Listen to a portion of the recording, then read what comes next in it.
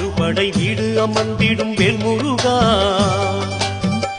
ஆதியந்தம் யாவும் கடந்தவன் ஞான வேலா குமரா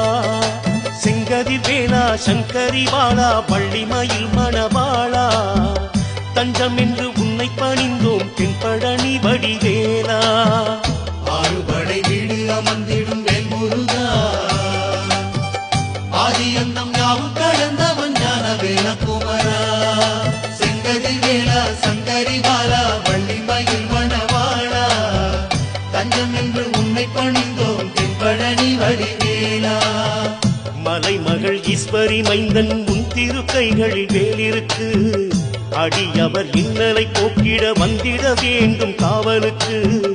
காலை முதல் மாலை வரையில் உன்னழகு கண்டு மனம் சொக்கிடவே